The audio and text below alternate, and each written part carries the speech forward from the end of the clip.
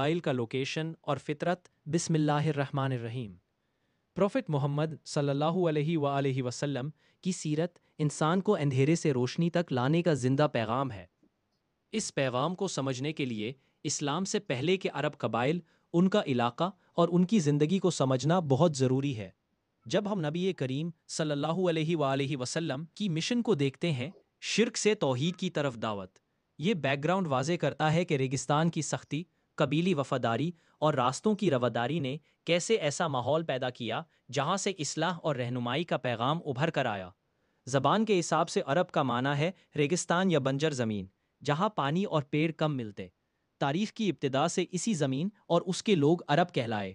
مغرب کی طرف ریڈ سی اور سینائی، مشرق کی طرف عریبین گلف، جنوب کی طرف عریبین سی جو انڈین اوشن کا حصہ ہے، اور شمال کی طرف پرانا سیریا اور عراق کے کچھ حصے۔ کل رقبہ لگ بھگ 10 سے 12 لاکھ سکوائر مائلز، بڑی زمین، لیکن زیادہ حصہ ریگستان اور رہتی مٹی۔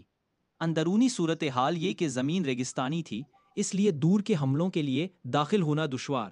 اسی وجہ سے لوگوں نے صدیوں تک اپنی آزادی اور اختیار کو قائم رکھا۔ قریب 2 بڑی سلطنتیں ہونے کے باوجود بہاری صورتحال یہ کہ سمندری اور زمینی راستے اس علاقے کو مرکزی صورت دیتے رہے۔ اسی رابطے کی وجہ سے تجارت، ثقافت، مذہب اور فن کا آدان پردان جاری رہا۔ اہم مقام نے اس زمین کو ملتی جلتی قوموں کا سنگم بنا دیا۔ پری اسلامک عرب معاشرہ 2 صورتوں میں دکھائی دیتا ہے: بیڈوئن رویہ، اونٹ، بکری اور بھیڑیں، پانی اور چرا کے لیے مسلسل سفر، زندگی حرکت پر مبنی۔ شہری رویہ، شہروں اور اوسیسوں میں کھیتی، تجارت اور ہنر۔ بنیادی ادارہ قبیلہ تھا، یہیں سے حفاظت، عزت اور پہچان ملتی۔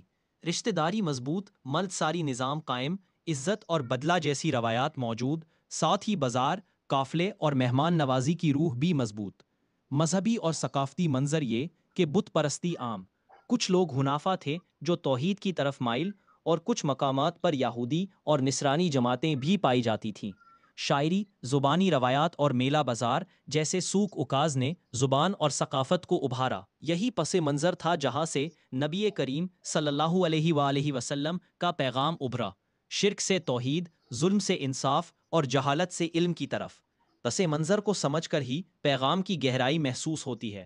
اگر آپ چاہتے ہیں اگلے حصوں میں عدنان اور پہتان خاندانوں، برے قبائل اور ان کے علاقوں کا چھوٹا نقشے کے انداز میں بیان کیا جائے تو فرمائیں۔